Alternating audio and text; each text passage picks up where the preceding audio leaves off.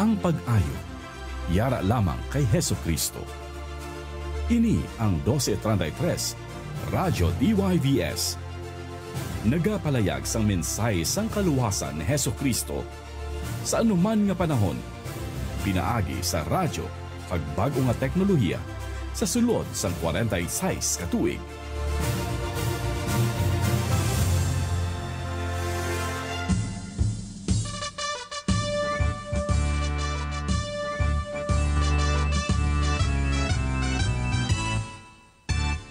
Kampiyon sa kahanginan. Edukasyon para sa kabataan. Ini ang Radyo Kampiyon.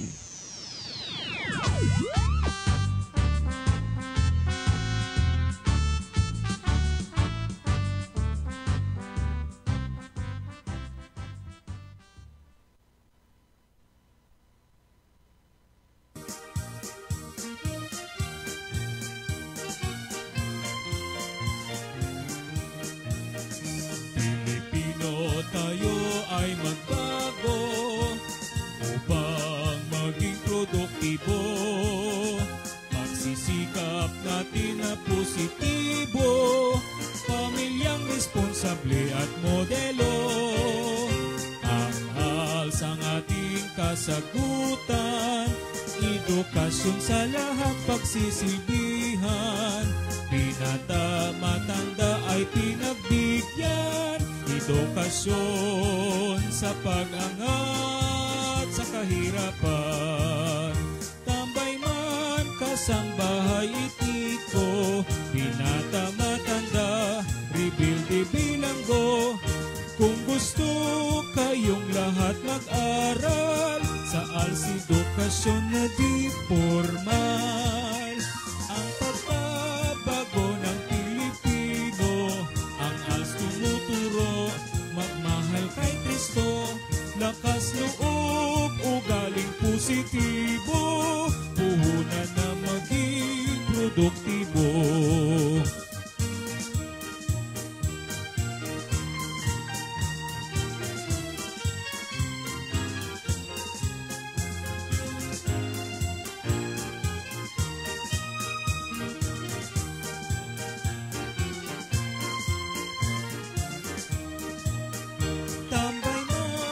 Sambahay itniko, binata, matanda, rebuild bilanggo. Kung gusto kayong lahat mag-aral sa ALS edukasyon na di formal. Ang pagbabago ng Pilipino, ang ALS tumuturo, magmahal kay Kristo, lakas loob, ugaling positibo, puhunan na maging produktibo. Sa ALS tayo'y maging produktibo. Sa ALS tayo'y maging produktibo.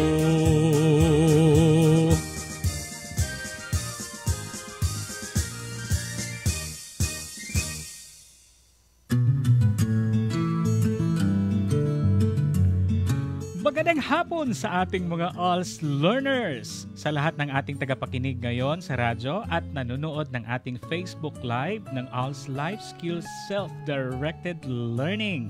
Hatid sa atin ng Department of Education Alternative Learning System and this station.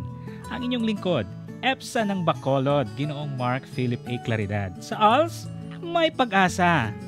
Ngayong hapon, napakinggan nyo ang ating ALS song. Okay, ALS hymn. Andyan, composed ito ng Dr. Gregorio C. Muyani Jr., our chief na ngayon ng SJOD. And yours truly ang umawit ng song. So, napakinggan ninyo, si Kristo talaga doon nakalagay sa ating song. Kasi we are teaching also Christ to our learners para magbago ang kanilang buhay. Alam mo kasi, pag nandito si Christ sa ating heart, talagang may pagbabago. And ang mga learners natin, kailangan nila si Kristo sa kanilang buhay. So, our ALS teaching also Christ. And this afternoon, magsimula na tayo sa Module 4. Session 2 na tayo. So, magsimula muna tayo sa Activity 3. So, activity 3, the job interview. Nakaka-motivate ngayong hapon. Kasi our objectives, identify the main parts of the interview and tips to keep in mind while being interviewed. Recognize typical questions asked during a job interview. Demonstrate proper demeanor during a job interview. Recommended time po nito ng module na ito is 240 to 300 minutes. So now that you know the main elements of a biodata and application letter, so it is time to discuss and practice being interviewed. We will start with a fan quiz to see how much you already know about interview techniques. This is not a test, just give quick responses by putting or after good interview behavior and after bad interview behavior, parang check and wrong or X. Ayan. So, letter A, if you do not like a question at an interview, you should act as if you did not hear the question. So, letter B, you should prepare to aggressively defend your thoughts and show some arrogance so that your leadership stands out. And letter C, if you cannot answer a question, it is better to give a vague answer and admitting that you do not know. So, kailangan ba ng sagot kahit hindi mo alam? Okay, kailangan ba talagang i-admit na hindi mo alam? So, X and wrong. If you are nervous at an interview, it is helpful to look away from the interviewer as much as you can. Keep your mobile phone on vibration mode during the interview. Occasional vibrating sounds show that you are busy and active. X or check. If you stop by a possible place of employment to ask if they have a job or job openings, you should behave as you would in an interview. So, let's reflect this interview behavior. Just check if it is good interview behavior or X if it is bad interview behavior. It is only a fun quiz. Okay, so this is from page 22. Mga learners, are you ready na sa pagsagot ng ating session 2? Mag-snacks muna tayo, no? Or naka-snacks na ba tayo? Let's go now and proceed. So reflect on previous job interviews. So what was it like? What went well and what did not? If you do not have previous experience, pag wala kang karanasan sa interview, you may leave lang sa blank, no? So, proceed na tayo sa next part. Okay, so, we have our page 23. Okay, activity 4.6. Nasa page 23 na ba kayo dyan, mga learners? Our MBDJ, good afternoon. Punta tayo sa page 23. Ayan, mga MBDJ.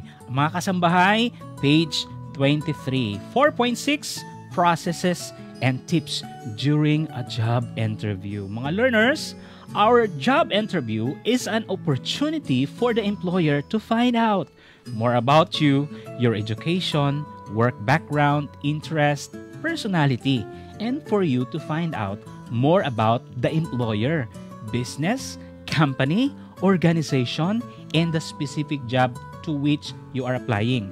So in general, there are 3 main parts of the interview.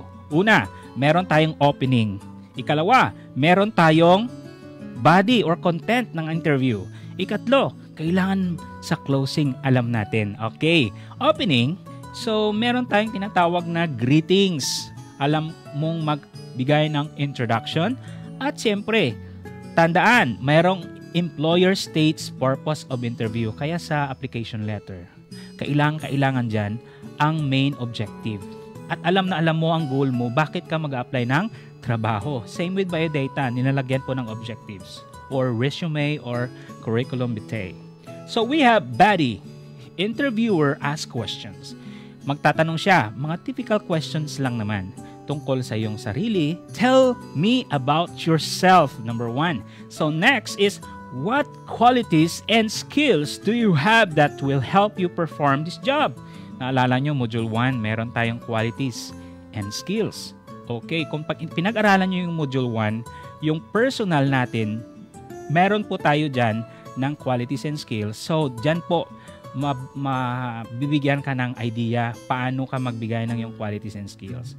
What previous experiences do you have that are related to this position? So, i-describe mo po ang responsibilities you had in your previous job.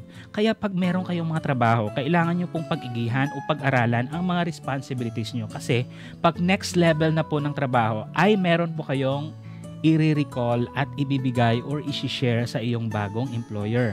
And next, are you familiar with this company, business, organization?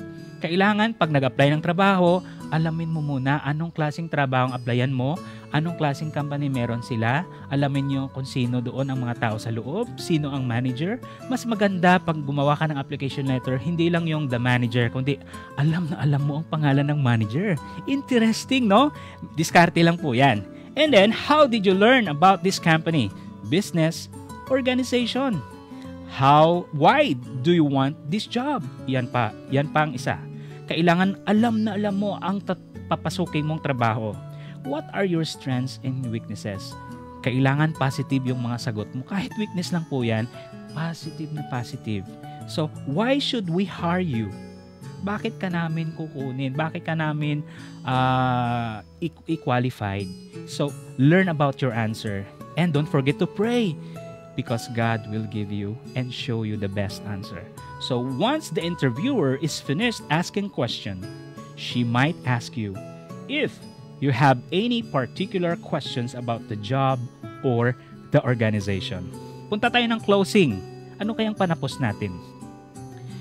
The interviewer thanks you, provides information on the next steps of the hiring process, and says goodbye and shake hands.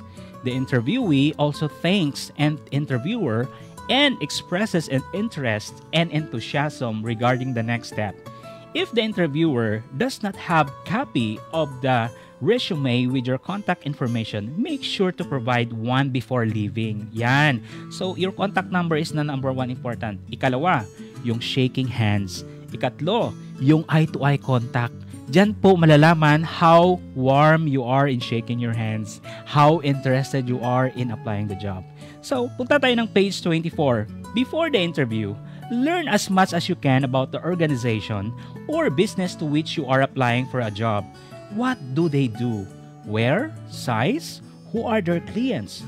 Think about how your previous work experience, schooling, and activities will help you perform the job to which you are applying.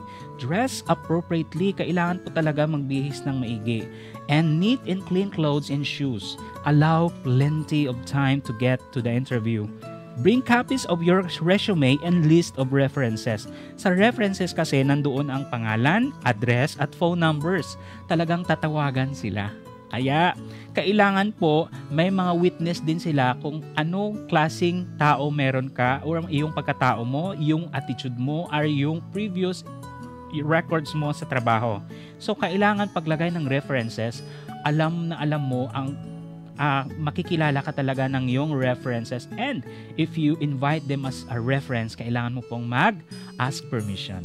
So, write down questions you may have for the interviewer. So, before, during, and after. So, in during, greet the interviewer properly. So, handshake pa rin and speak slowly and clearly. Yan. Think before speaking. Be respectful. Kailangan be respectful po tayo. Don't forget to say sir and don't forget to say ma'am or good morning. And always, the respect is in your approach is number one. Be a good listener. Isa pa yon. So, wait until interviewer has finished talking before you respond. So, pag nagsasalita siya, makinig. Pag ikaw na ang tatanungin, sagot ka rin. So, stay calm, relax, and ask the interviewer to repeat or rephrase a question if you have not fully understood it. And if you do not know the answer to a question, be honest lang po tayo and let the interviewer know why. So, be honest po in your answers but present any negative experiences in a positive light or any lesson learned. Ayan. Present yourself as being confident that you can do the job. And shake the interviewer's hand and at the end and thank him or her for meeting with you to discuss the position. Kailangan po tayo magpapasalamat. After the interview naman, send a thank you letter or post it to the email if appropriate. Meron naman po tayong Facebook, pwede din. Follow up with a phone call after a week, appropriate time. Ayan. So note, these are example of things that may helpful to do after an interview. But what is expected and appropriate to do after an interview may vary by industry or sector. It may be helpful to hear advice from people who work in similar jobs. Ayan. So, sa page 25 to 26 na po tayo. Once you finish writing down the answers to all questions, review the tips during a job interview. Again, and practice interviewing yourself in the mirror. Punta ka ng salamin. Tingnan mo ang sarili mo. And then, ask the questions you need to ask and answer it with yourself. And you can also record yourself using a phone camera. Pwede rin sa phone camera, parang meron na rin yun. If that is possible, so, make it as an exercise. Make a note of what went well, what can be better, and how to improve them in the space below. Feel free to go back and revise the answers to the questions if needed. So, kailangan po lang po natin ang tinatawag nating coaching. Okay, pag hindi mo kaya, mayroon namang mga ibang tao or kaibigan or mga experts or mga kasama mo dyan sa MBDJ, mga PDL professionals, pwede kayong magtulong sa mga ating mga inmates na learners. So now, write your answers to the potential interview or the questions below. Tell me about yourself. Patulong po how to introduce yourself, your name, how you greet, and then how you respond this kind of responses or approaches, and what qualities and skills do you have that will help you perform this job. Itong tanong na ito, ano bang mga qualities and skills na meron ka na makakatulong sa pag-perform ng trabaho mo? So, lagay mo mga answers mo lahat and then make it brief at huwag palaboy-laboy ng sagot. What previous experiences do you have that are related to this position? Ayan. And then, magdi-describe ka naman ng yung responsibilities you had in your previous job. Okay, are you familiar with this company, business, organization? Siyempre, maghihingi ka or mag-interview ka secretly at pwede rin magre-referral ka ng ibang tao. And then, or mga kakilala mo tungkol sa na-applyan mo na trabaho. And then, why do you want this job? Ayan, isa pa yan, oh. Bakit gusto mo ito itong trabahong ito? And then, if you are interested, di ba, sinasabi naman natin kung anong totoo. And then, talagang kung interesado ka, you have your objectives, di ba? So, gusto ko ito kasi ito po ay tumutulong sa akin para mayroon pa akong matulungan sa kampaning ito at isa po ako sa mga potensyal na pwede pong mag-apply dito. How potential are you? I-defend mo po yon. So, kailangan po, kung interesado ka, kailangan po ng tinatawag nating honest answer. Ayan. So, kunin mo yung mga potensyal na pwede mong isabihin sa kanila na halimbawa kung creative ka na maging isang visual artist, kailangan po ng isang company ng visual artist. Ako po yun. And then, kung ako po ang maging visual artist, no? Ayan. So, maging successful ang company pong ito.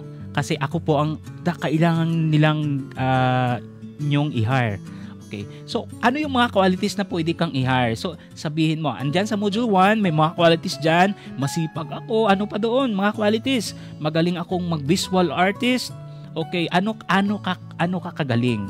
So, you can describe that with your own word. Okay? So, dyan po sa mga salita mo, pwede pong i-hire ka ng yung employer. So, huwag kalimutan, your friends, your critics could advise you the way you approach.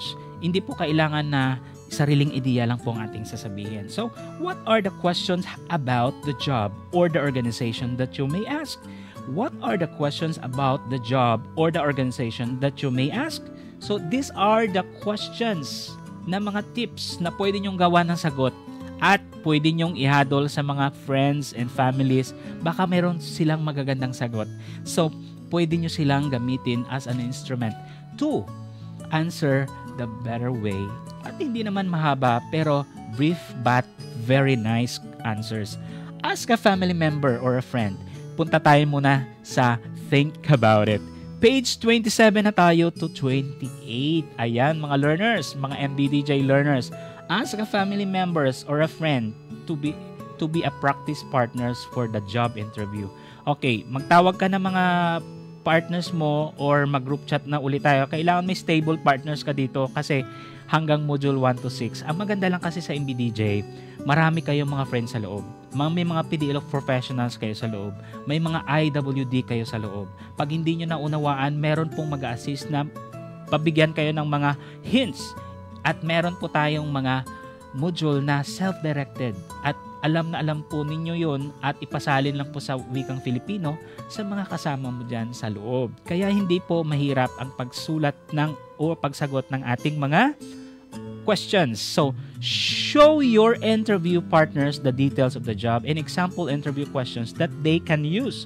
Also show them the tips during the job interview and discuss with them. And then, if possible, you can also reverse rules and see how your family or friends behave as an interviewee. You learn a lot by being a careful observer.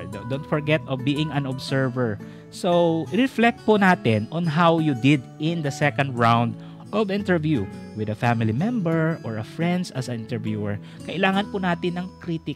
Kailangan po natin ng may mag-observe sa atin para maiging magandahan pa po natin ang ating mga activities. Don't forget, mag-mock interview po tayo. Yung kaninang sabi ko, humarap ka sa salamin. Or, mas maigi, bago ka humarap sa mga kaibigan mo. Bakit? Kasi makikita mo yung gestures mo, makikita mo yung non-verbal communication. Ayan. Yung mga baka nakasimangot ako, hindi ako nakasmile. Smiling is the most important thing. Bakit?